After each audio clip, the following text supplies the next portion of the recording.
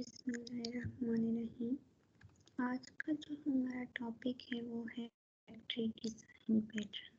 Factory design pattern is one of the most used design pattern in Java. ये design pattern बहुत ज़्यादा useful है Java में। This type of design pattern comes under creational design pattern और ये एक creational design pattern की type है। बेसिकली हमारे पास 3 तरह के पैटर्न्स होते हैं, स्ट्रक्चरल, बिहेवियरल और क्रिएशनल। फैक्ट्री डिज़ाइन पैटर्न जो है वो हमारे पास क्रिएशनल पैटर्न की टाइप है। क्रिएशनल पैटर्न की जब भी हम बात करते हैं तो इसका मतलब है कि हम ऑब्जेक्ट क्रिएशन की बात करें। Creational design pattern provides a way to create object while hiding the logic behind object creation. इस लाइन में हमें ये पता चल रहा है कि क्रिएशनल डिज़ाइन पैटर्न जो है वो हमें वो एक तरीका बताता है जिसमें हम ऑब्जेक्ट क्रिएट करते हैं लेकिन उसकी लॉजिक को हाइड करके।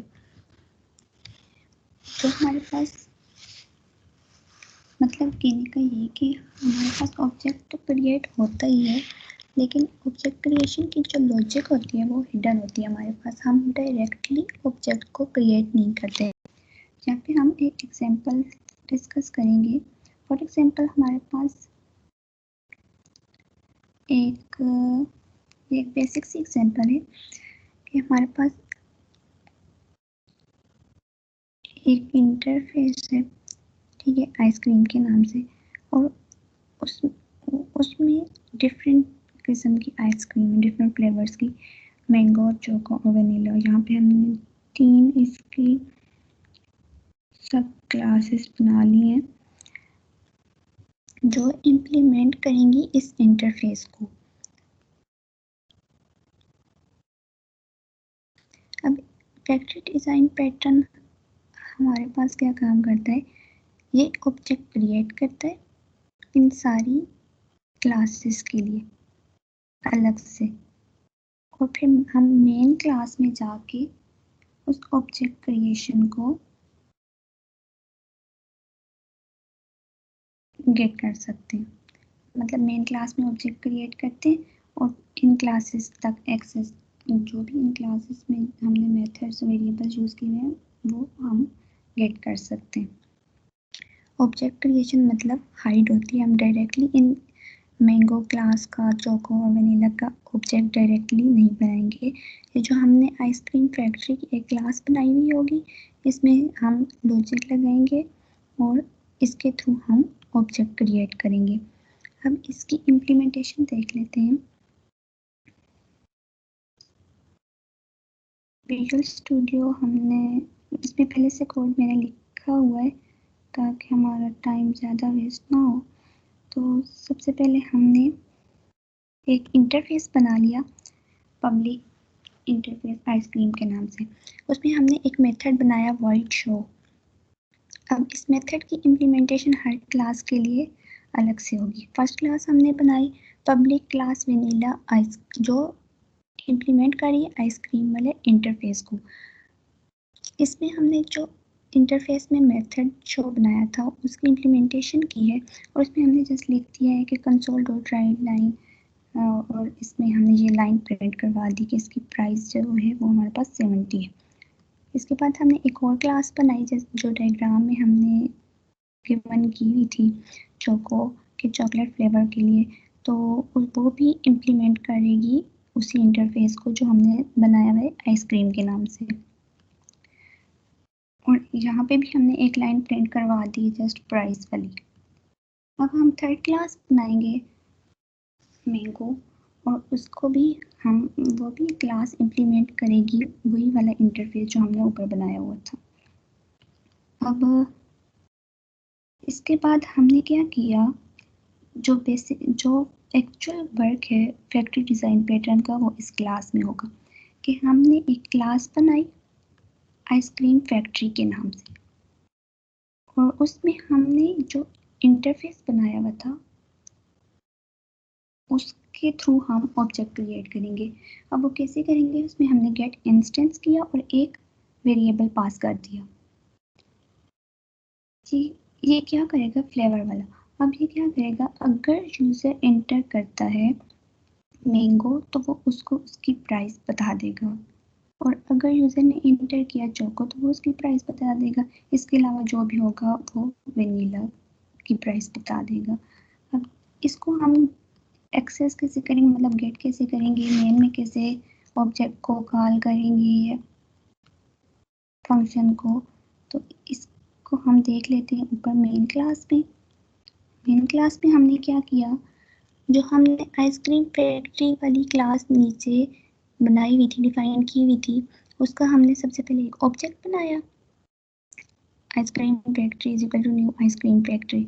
उसके बाद हमने जो इंटरफेस बनाया हुआ था उसका ऑब्जेक्ट बनाया, और उस इंटरफेस में जो ऑब्जेक्ट इंटरफेस को क्रिएट किया उसको हमने असाइन कर दिया जो भी गेट इंस्टेंस वाला हमने उधर मेथड कॉल किया था, तो यहाँ पे हमने उसको पास कर दिया, जो ऊपर हमने फ्लेवर वाला वेरिएबल पास किया था पैरामीटर, तो उस यहाँ पे हमने उसकी वैल्यू चौक को दे दी, और यहाँ पे हमने इसको करवा दिया ic.show।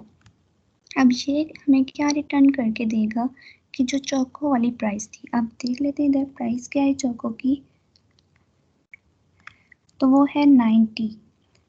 अब इसको प्रिंट करवाना चाहिए प्राइस ऑफ चोको फ्लेवर 90। अब इसको रन करके देखते हैं,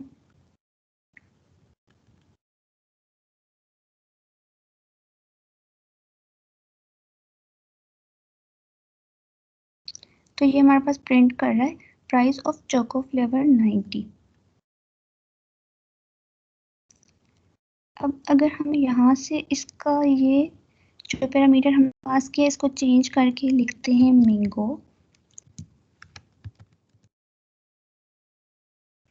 तो इसको अब प्राइस देनी चाहिए मैंगो वाली, तो इसको रन करके दोबारा चेक करते हैं,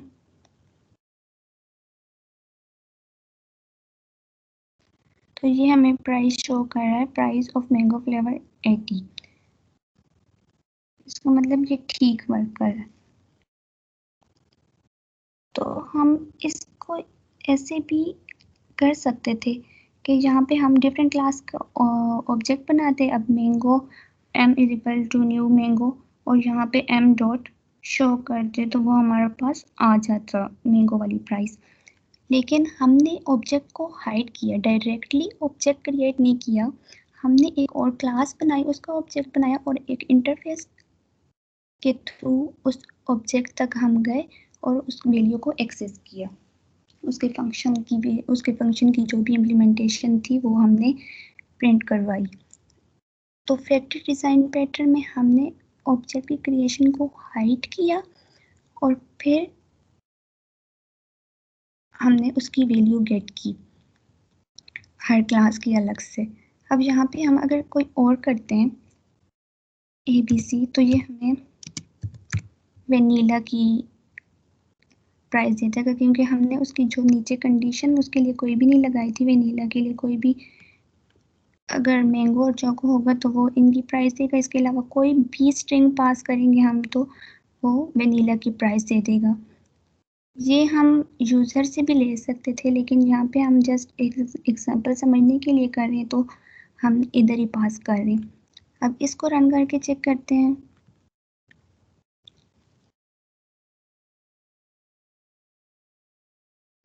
तो इसने हमें वेनिला की प्राइस दे दी।